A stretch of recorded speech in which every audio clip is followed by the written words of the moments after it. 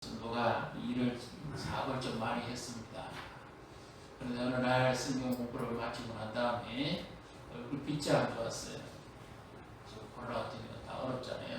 그러니까 왜 그리 마음에 근심이 많습니까? 그러니까 요즘 일이 잘 안 됩니다. 그랬답니다.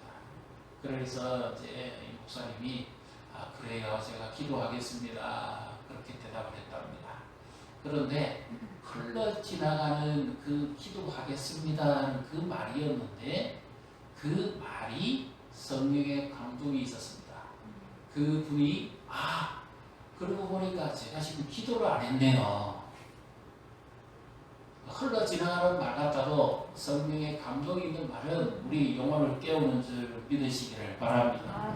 말씀도 그냥 듣는가 하고 성령의 감동을 따라 듣는가 하고 다릅니다. 그래서 우리가 기도해야 돼요. 말씀이 내게 잘 떠오르게 해주시고 잘 깨닫게 해주시고 그 말씀이 내 마음에 잘 박힌 목과 같이 새겨지게 해달라고 예배를 위해서 기도하는데 행사를 위해서가 아니라 하나님이 나를 만나주시기 위해서 기도해야죠. 스쳐 지나간 말 같은데 그 말이 심장을 찔렀습니다.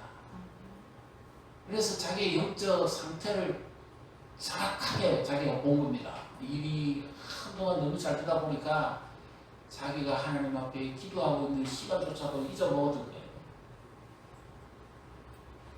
그래서 제가 요즘 가만히 보니까 기도를 안 했네요. 그래서 하나님 앞에 뜻을 정하고 작정해서 기도합니다. 그런데 한 며칠 정도 기도를 한다면 또 목사님한테 찾아와서 이런 말을 합니다. 목사님, 작전 기도를 지금 며칠째 했는데 이거 지키지 못할 경우에는 어떻게 연장을 해야 됩니까? 어떻게 시간을 다시 처음부터 또 해야 됩니까? 이걸 물었답니다. 그러니까 목사님이 또 무슨 일이 있는가 싶어서 왜 그랬어요? 어디 편찮으세요? 그러니까 그게 아니고 일이 너무 많아가지고 지금 시간을 지금 정하기 어렵습니다. 무엇에 차이죠? 기도하기 전에는 근심, 괴로움이 안 들어가고 일이 안 됐는데 기도하고 나니까 하나님께서 그의 기도를 들으시니까 일이 많아가지고 지금 시간이 이제 또 잘 맞추기가 어렵다. 그래서 그분이 들으시고는 기도는 우리가 어떤 주술이 아니고 하나님과 인격적 만남이니까 얼마든지 시간을 다시 해서 하나님 앞에 하시면 됩니다. 오늘 우리도 하나님 우리의 기도를 들으시고 이와 같은 우리의 근심이 사라지게 하시고 우리의 내일 미래를 열어주시는 복된 예배가 되시기를 주님의 이름으로 축복합니다.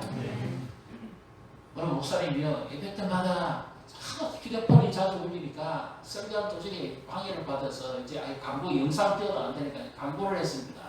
제발 예배 시간 휴대폰 좀 꺼주세요. 그래서 성도들은 이제 그 소리를 큰 들으면 미안해서 휴대폰 다 껐습니다. 그런데 한참 출가하는데 또 땡 또 소리가 또 울립니다. 그래가지고 누구예요? 이러면서 막 서로 눈치를 쳐다보고 누구야? 이러면서 그러는데 알고 보니까 강대상 뒤에서 납니다. 그래서 급히 가가지고 고주문에 있는 그 꺼내가지고 주님이세요. 그래서 이 예레미야 33장 이 3절의 말씀이 천국의 전화번호라고 그러잖아요. 334 우리는 그렇게 알고 있습니다. 그런데 사실 이 말씀은 굉장히 그 당시 유다 나라의 마지막 임금이죠. 시드기야 왕 때 국군이 기울고 바벨론이 침공이 앞두고 있는 이 절망적인 상황에 하나님의 사람 느헤미야 선지자가 하나님 앞에 이 땅을 하나님 심판하실 것이고 바벨론으로 이주하게 할 것이다 하는 절망적인 메시지를 듣죠. 그래서 하나님께 간절히 기도하고 부르짖었으니까 그의 별명이 눈물의 선지자 아닙니까? 나라가 망하는 판에 무엇이 그렇게 중요하겠습니까? 그러니까 눈물이 흘러서 이 눈이 짓무를 정도로 기도했다고 말합니다. 하나님 앞에 제발 살려달라고 불쌍히 여달라고 하나님의 은혜를 저버리지 말아달라고 그렇게 간절히 기도했는데 하나님께서 그의 기도를 들으시고요. 하나님이 놀라운 응답을 주셨는데 그런데 오늘 우리가 읽었던 이 본문은 이렇게 시작합니다. 하나님께 기도했음에도 불구하고 하나님께서 은혜 베푸신다고 약속하셨음에도 불구하고 이렇게 시작하죠. 33장 1절을 우리 같이 읽습니다. 예레미야가 아직 시대 뜰에 갇혀 있을 때에 여호와의 말씀이 그에게 두 번째로 임하니라 이것이되 시대 뜰에 갇혀 있다.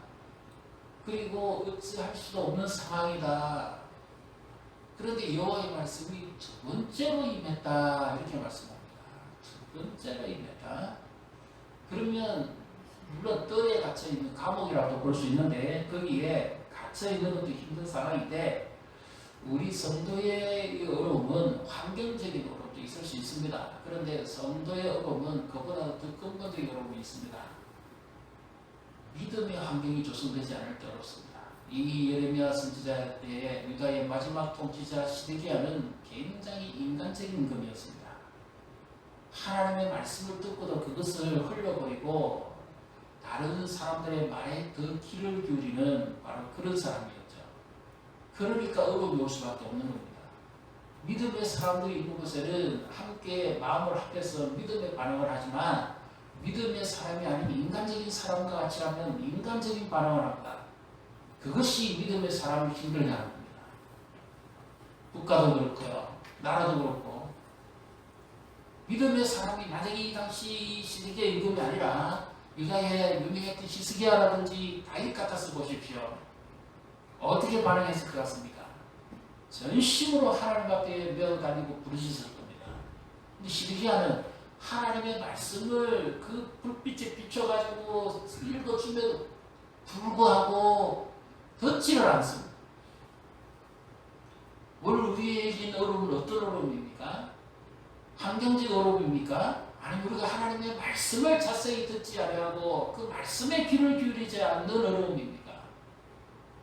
인간적인 성실함, 인간적인 열정, 인간적인 어떤 탁월함 좋습니다. 그러나 하나님은 믿음의 사람을 보시고 믿음의 사람과 함께 하시는 줄 믿으시기를 바랍니다. 이 어려움을 헤쳐나가는 것은 인간적인 의지, 인간적인 성실함, 인간적인 열정, 인간적인 꿈, 인간적인 어떤 학력 가지고는 어려움 헤쳐 못 나갑니다. 구글이 기우는데 지금 하나님은 믿음의 사람을 보시고 그와 함께 하시기를 원하죠. 그래서 나라가 망하기 전에 예레미야 선지자를 하나님의 사람을 세워서 그에게 말씀을 전하게 하죠. 그런데 그도 지금은 자기를 시기하고 모함하는 사람들이 잡혀가지고 지금 갇혀 있습니다. 심지어 이 뜰은 밑에는 너비고 위에는 밭으로 묶었고 먹을 것도 안 주고 음식도 안 주고 물도 안 주고 굶겨 죽이려고 그러는 겁니다. 지금. 그러다가 떨어지면 넙석에 파묻혀 죽는 겁니다.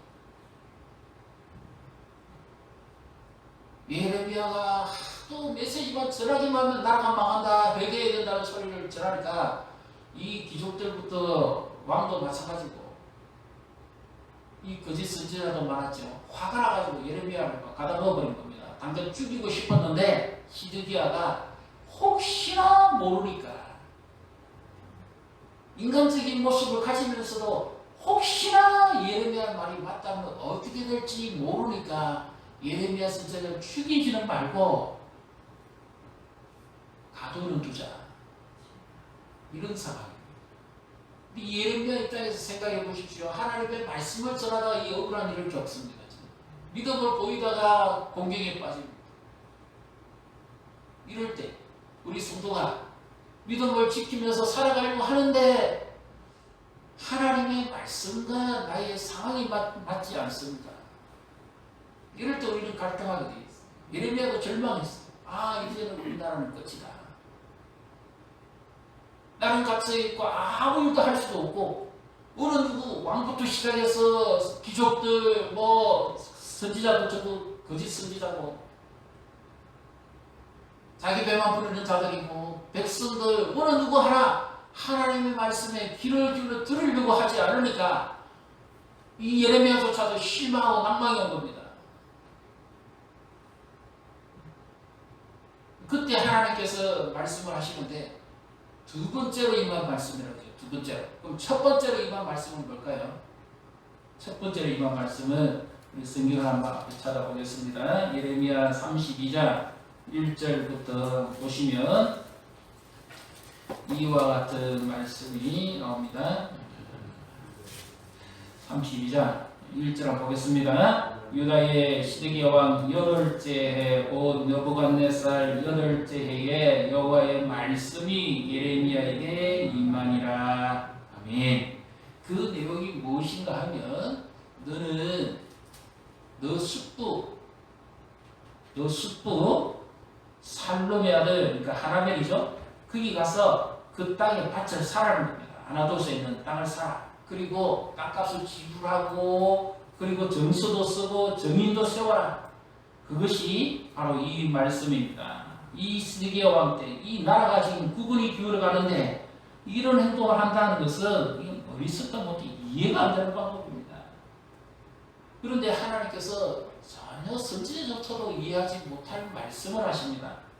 그러면서 이렇게 말씀하시죠. 8절 우리 32장 8절 한번 읽겠습니다. 여호와의 말씀과 같이 나의 숙부의 아들 하나멜이 시집의 뜰 안 나에게 와서 이르되 성하노니 너는 베냐민 땅 아나도스에 있는 나의 밭을 사라. 기업의 상속권이 내게 있고 물 권리가 내게 있으니 너를 위하여 사라 하는지라. 내가 이것이 여호와의 말씀인 줄 알았으므로 이제 9절부터 11절까지는 실제로 그렇게 세계를 주고 약속된 대로 삽니다. 17세계를 달아주죠. 9절에 보면 하나님께서 말씀하셨는데 자기는 절망적인 지금 그런데 이 자기 숙부의 아들 하나멜이 와가지고 이 당시 우리 기업에 그런 물리를 권리가 있으니까 이 땅을 사라는 거예요. 우연인가 했는데 우연이 아니에요. 하나님이 직접 말씀하시는 그대로 맞지요. 환경적으로도 말씀하고 하나님 말씀하실 때 맞지요. 그래서 예레미야가 그 지불하고 정수도 쓰고 정인도 세우고 해서 그 땅을 삽니다. 근데 보십시오. 지금 나라가 망하는데요. 전쟁이 일어나서 물바다가 되는데 이 땅을 사도 무슨 소용이 있습니까? 우리나라도 이런 일 안 합니다. 예레미야가 한청을 드는 것이 아니라면 이럴 수 없죠. 그런데 샀습니다. 그런데 그러면 이제 오히려 바벨론 군대가 물러가고 유다가 더 회복되어지고 하나님께로 돌아오는 이런 일들이 일어났다고 기대를 했는데 오히려 결과는 다 좋습니다. 시드기야 왕은 하나님을 더 멀리합니다. 그리고 자기조차도 이제 잡혀서 꼼짝을 못합니다. 그때 하나님께서 말씀하십니다. 우리가 나의 믿음과 현실이 다를 때 그리고 내가 의지하고 있는 하나님의 말씀과 내 삶의 상황이 맞지 않을 때 이때 갈등이 오고 괴로움이 오고 하나님의 말씀대로 밭을 사라고 샀으면 그대로 모든 일이 이루어지면 평탄해야 되는데 오히려 갈수록 더 어려운 일이 생기고 예기치 않은 이런 일이 생깁니다. 그때 우리는 절망합니다. 사람 절망하는 건 간단합니다. 내 기대했던 바가 무너지면 절망합니다.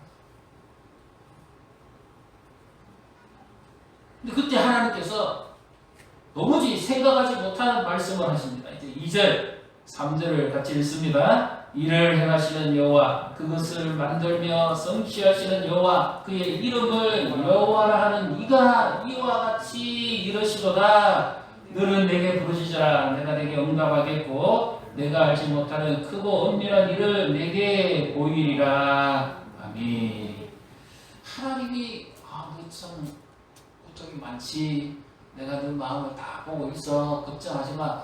이렇게 말씀하시지 않고 자신 스스로 계시를 하시는데 뜰에 갇혀 있으니까 완전히 외부로부터 차단됐죠. 그리고 지금 먹지 못해서 죽어가죠. 불안과 두려움이 지금 엄습해 오죠. 언제 자기 죽을지 모릅니다. 줄이 떨어지거나 문이 열리면 죽는다. 그런 위기적 상황이 있는데 하나님께서 대롱대롱 매달려 있는 예레미야에게 말씀하십니다. 일을 행하는 여호와라고, 그것을 지어 성취하시는 여호와라고. 예레미야가 절망에 빠져 있으니까 어떤 말씀으로서 하나님이 예레미야를 설득할 수 있겠습니까? 도무지 안 믿어지거든요. 그러니까 하나님께서 나는 이런 존재다 하는 것을 스스로 밝혀내시는 겁니다. 이것은 어떤 말씀인가 하면 나는 무에서 유를 창조한 자다. 너는 지금 너 형편과 상황을 보고 절망하고 나라가 기울어가는 이것을 보고 안타깝게만 여길 뿐이지, 나는 이 나라를 만들기도 하고 세우기도 하는 자고 그 멀리는 천지를 나는 창조한 자다.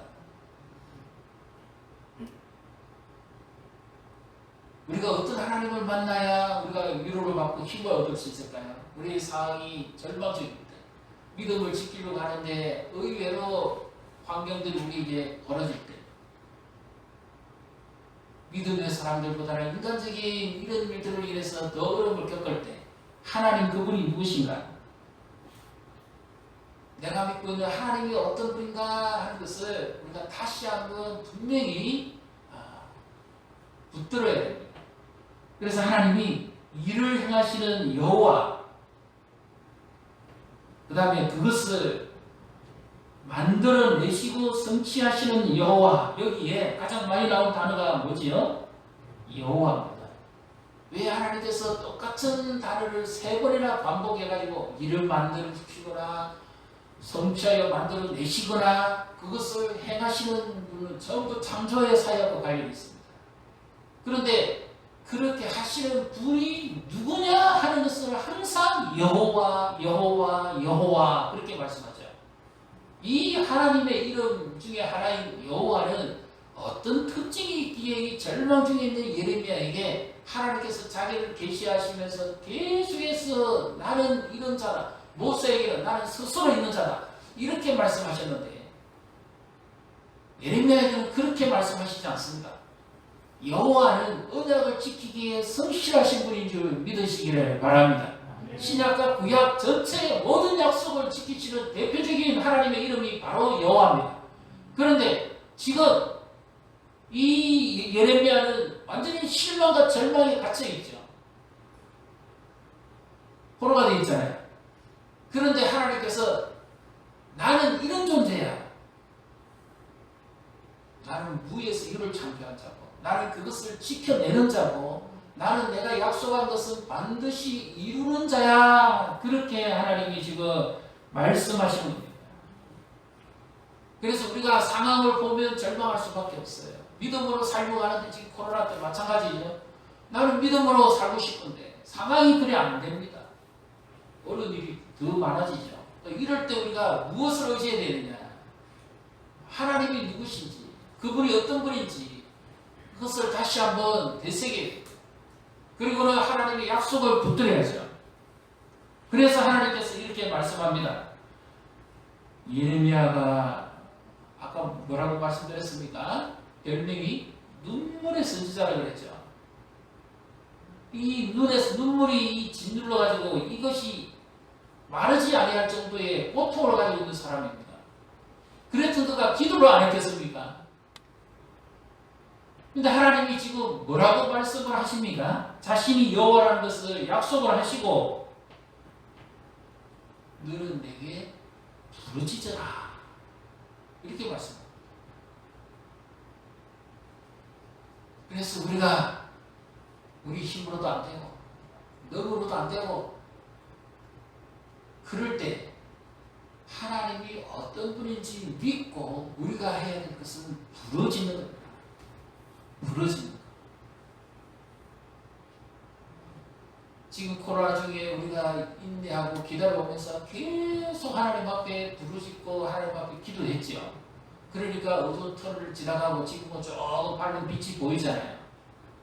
절망적인 상황 속에서도 하나님을 바라보고 계속해서 부르짖고 나아갈 때 하나님께서 들으시고 응답하시는 분인 줄 믿으시기를 바랍니다. 자, 그런데 여기 하나님께서요 놀라운 약속과 여기에 비밀을 감춰두고 있습니다. 한번 보십시오. 3절을 우리 같이 다시 읽습니다. 너는 내게 부르짖어라. 내가 내게 응답하겠고 내가 알지 못하는 크고 엄밀한 일을 내게 보이리라. 내가 내게 응답하겠고 약속대로 이루어주겠는데 나의 수준은 네가 이해하고 네가 설득되어가는 그 정도의 수준에서 일하는 것이 아니야. 그것을 지금 말씀합니다. 우리는 우리 방법대로 기도합니다. 기도 안 하는 건 아니 처음부터 안 합니다. 그건 믿음이 없기 때문에. 근데 믿음 있는 사람은 기도하면서도 실망합니다. 그래서 하나님의 수준도 내 수준 정도로 생각해요.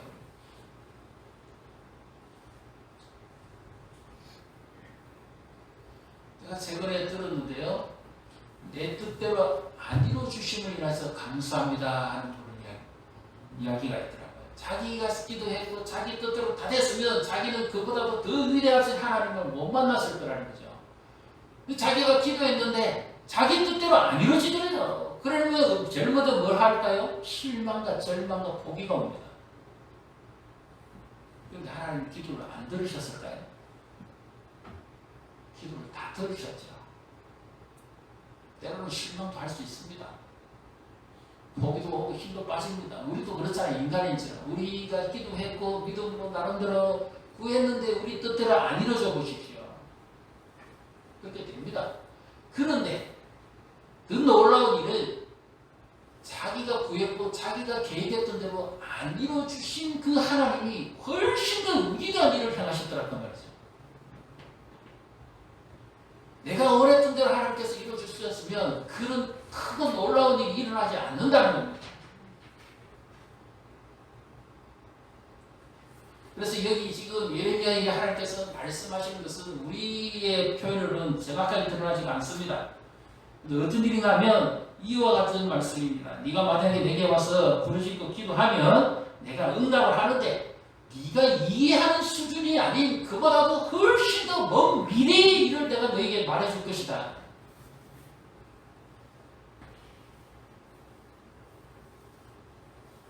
그리고 그것은 네가 지금까지 경험해보지 못한 위대한 일이 될 것이다. 크고 이 말이 원래 원문의 의미는 위대한 일이 될 것이다.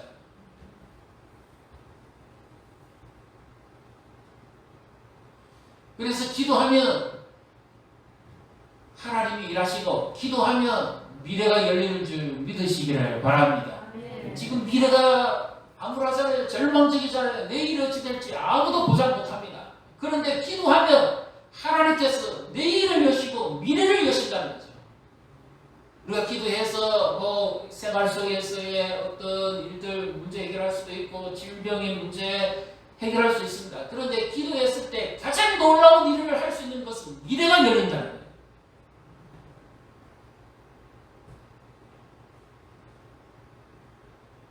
하나님이 어떤 일을 행하시는지 한번 보십시다. 우리 예레미야 29장을 한번 보겠습니다. 예레미야 29장은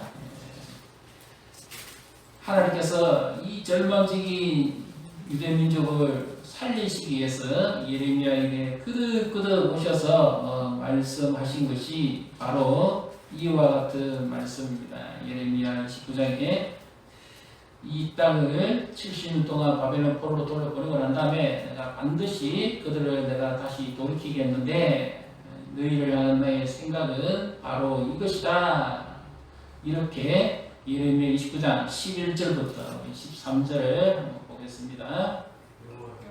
자, 같이 예레미야 29장 11절부터 여호와의 말씀이라 너희를 향한 나의 생각은 내가 안하니 평안이요 재앙이 아니니라 너희에게 미래와 희망을 주는 것이니라 너희가 내게 부르짖으며 내게 와서 기도하며 내가 너희들의 기도를 들을 것이요 너희가 온 마음으로 나를 구하며 나를 찾을 것이요 나를 만나리라. 아멘. 여기에 하나님께서 너희를 향한 내 생각은 멸망이 아니야. 비록 포로로 끌려가더라도 그것은 회복과 구원을 위해서지 심판이 목적이 아니다. 그래서 하나님께로 돌아오라는 거죠. 그러면서 하시는 말씀이 너희에게 여기 우리 성경에 조금 번역을 잘했습니다. 미래와 희망을 주는 것이라 그렇게 되어 있는데 이것의 원문적 의미는 미래와 복된 내일을 주는 것이다. 그렇게 되어 있습니다. 그러니까 오늘 내가 기도하면 하나님이 응답도 들으시고 해주시지만 그 응답의 열매가 어떻게 나타납니까? 내일은 밝다가 말입니다. 밝은 미래가 너희 앞에 펼쳐질 것이다. 그래서 하나님이 여기서도 말씀하죠. 어떻게 말합니까? 너희가 내게 어떻게 하면요? 부르짖으면 내게 와서 기도하며 내일의 미래는 밝을 것이다. 역사를 주관하시는 하나님, 창조주 하나님이 친히 그렇게 일을 이루어 가실 것이다 하는 것에 대한 약속이죠. 그러면서 어떻게 말씀합니까? 13절에 너희가 온 마음 또는 전심으로 나를 찾으면 너희가 나를 만날 것이다.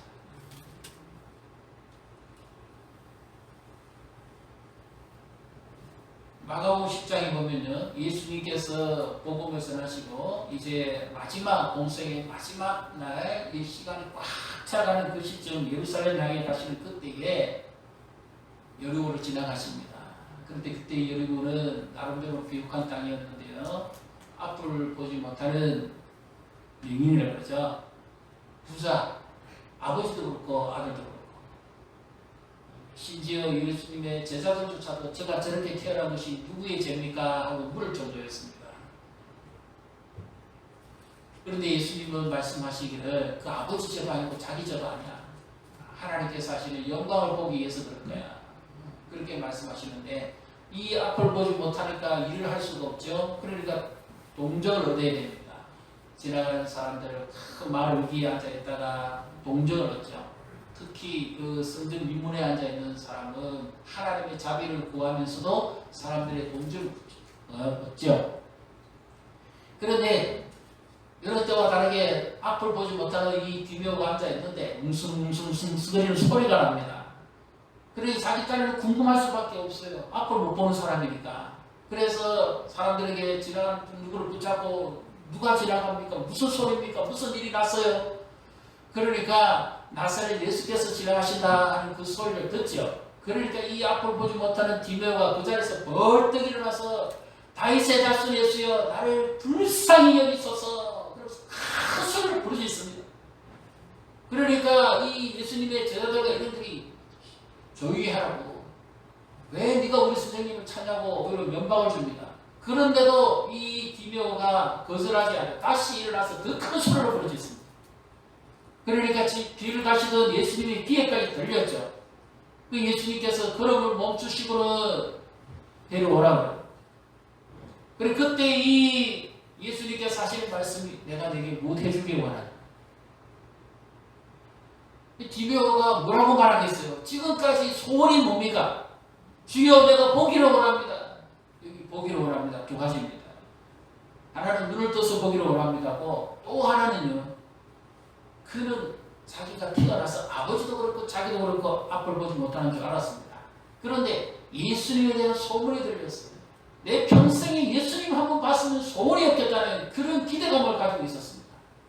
그거를 했지만 거기서 기도했던 겁니다. 그래서 주님께서 그것을 아셨어요. 그래서 의도적으로 그 길을 지나가신 겁니다. 오늘 밤에 하나님께서 우리가 하나님 향해 부르짖음을 들으시는 줄 믿으시기를 바랍니다. 우리의 소원이 무엇인지, 우리가 뭘 원하는지 주님은 다 알고 계세요. 우리가 이 자리에 오기 전에 벌써 알고 계세요. 무엇을 기도할지도 알고 계십니다. 그분은 시간과 공간을 떠나서 늘 현재로 계시는 분이죠. 그러니까 그 주님이 미래를 벌써 알고 계시기 때문에 너희가 내게 기도하면 너희는 가보지 않은 미래지만 나는 이미 그것을 주장하고 있는 자이기 때문에 기도하면 내가 듣고 너희에게 미래를 밝게 해줄 것이다. 그렇게 말씀하시는 거죠. 우리는 내일을 안 살아봐서 모릅니다. 내일이 무슨 일이 일어날지 모릅니다. 연말에 무슨 일이 일어날지 모릅니다. 계획하고 사는 사람은 많아도 그것을 알고 아는 사람은 아무도 없습니다. 하나님은 아십니다. 내일이 무슨 일이 일어날지. 그래서 오늘 밤에 우리 보고 기도하라. 우리 자녀들에게 무슨 일이 일어날지 우리는 모릅니다. 그래서 기도하라는 거죠. 그 예수님께서 바디메오가 그렇게 부르짖으니까 예수님이 아시고 의도적으로 불렀죠. 내가 네게 못해주기 원하는. 주여 보기를 원합니다. 그러니까 예수님께서 뭐 다른 방법이 없잖아요. 그냥 봐라. 말씀하시는 순간에 그 영안이 먼저 열립니다. 그리고 예수님을 봅니다. 그 다음에 육의 눈이 열립니다.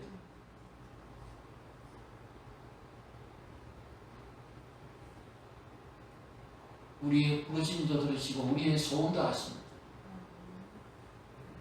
오늘 밤에 우리가 무엇을 구해야 될까요? 무엇을 찾아야 되고 무엇을 사모해야 될까요? 주여 나에게 주를 보게 해주십시오. 영안을 열어주십시오.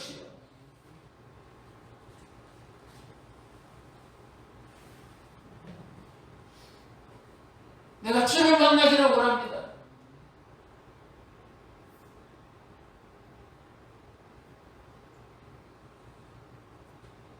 무엇을 먼저 구해야 될까요? 현실이 답답하고 암울할 때일수록 먼저 말씀드렸죠. 어떤 사람들이 없다고요? 믿음의 사람이 없습니다. 그러나 평안하게 현실적인 만족감, 평안함 그것만 구합니다.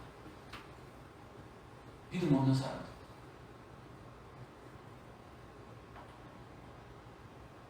주여 내가 주를 보기를 원합니다. 주여 나를 불쌍히 여기소서. 사업 잘 되게 해주십시오. 자녀 잘 되게 해주십시오. 일 잘 되게 해주십시오. 결혼하게 해주십시오. 병 고쳐주십시오. 누구나 기도할 수 있습니다. 물론 하나님이 그 기도도 들으시죠. 그러나 주님께서 진짜 원하시는 것이 뭘까요? 나를 찾아라. 그리하면 만날 것이다.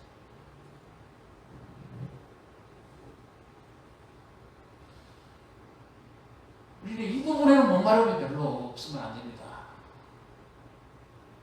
제일 기도하면서 갈급해야 되고 제일 기도하면서 목이 말라야 되는 것은 주여 나를 만나 주십시오. 내가 주를 보기를 원합니다. 내 영안을 열어주십시오. 내게 말씀해 주십시오. 그리하면 내가 살겠습니다.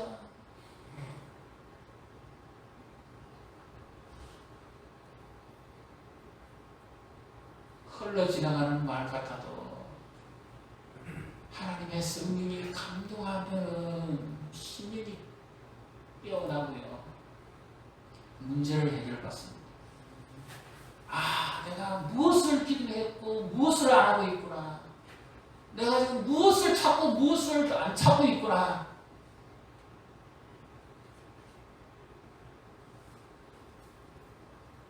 정작 기도에 영이 임해가지고 영안이 열리는 순간에 한번 보십시오. 가장 중요한 것이 무엇인지 주님이 없이는 나는 못 삽니다.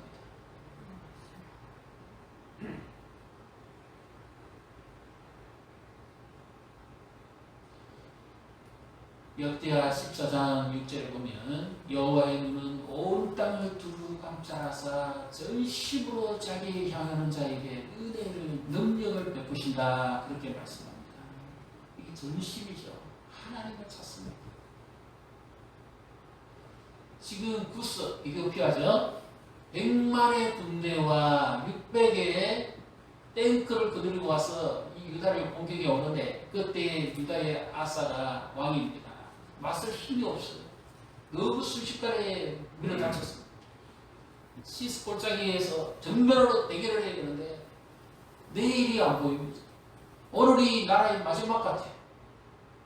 그러니까 한자리에 하나님께 부르짖죠. 하나님이여 우리는 힘이 없습니다. 큰 자와 작은 자의 사업에서 우리는 감당할 방법이 없습니다. 하나님께서 제발 우리를 회복시켜달라고 그렇게 간절히 기도하죠.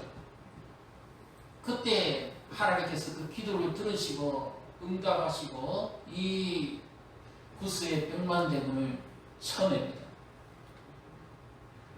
가장 절망적이고 암울했던 시기에 하나님의 역사가 나타나니까 미래가 확 열려버렸어요. 밝은 내일이 주어졌죠.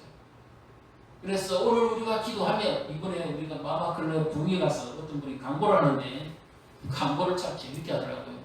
기도는 다리못이랍니다. 기도는 적금이래. 가장 안전한 투자래. 망하지 않는 영원한 투자가 뭐냐? 기도하면 이자가 늘어난다 그러네요. 저는 그런 사람도 처음 들어봐요. 기도는 계속해서 미래를 향한 투자입니다. 오늘의 현실이 아무리 암담하고 힘들어도 기도하면 하나님이 들으시고 기도하면 미래를 열어주시는데 부모들이 기도하면 그 열매는 누가 얻지요? 자녀가 얻습니다. 그렇게 미래가 열리죠. 자녀 미래가.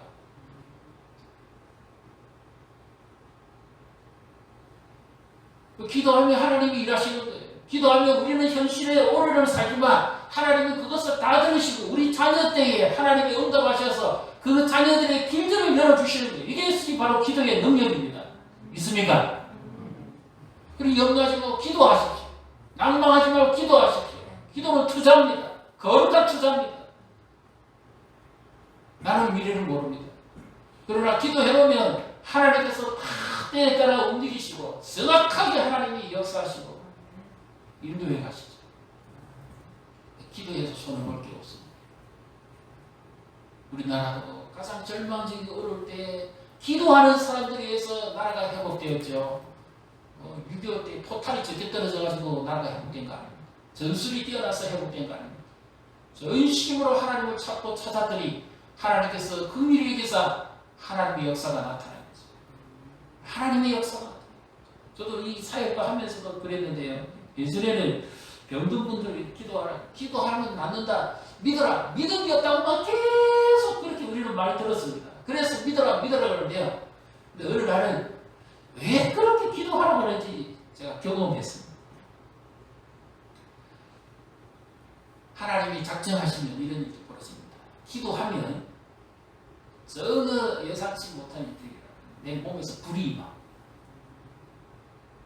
캔서가 떠나가려면 뜨거운 온도에 불이 와야 됩니다. 암은 차가운 온도에 늘어납니다. 우리 기도하니까 갑자기 몸이 불덩어리씩 뜨거운 거예요. 그 순간에 일단 아프다. 이런 것이 없이 그냥 무조건 기도해라. 기도하면 된다. 하나님이 일하신다. 자꾸 그렇게만 이야기를 해놓으니까 기도 안 하는 거야. 자꾸 죄책감을 느끼게 되고 자꾸 힘만 들어지는데 그런데 안 해요. 기도하면 성령의 역사. 믿습니까?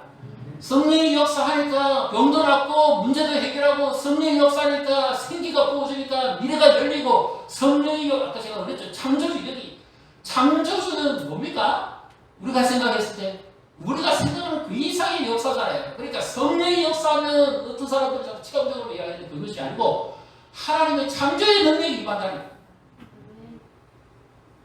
그래서 기도하라는 겁니다.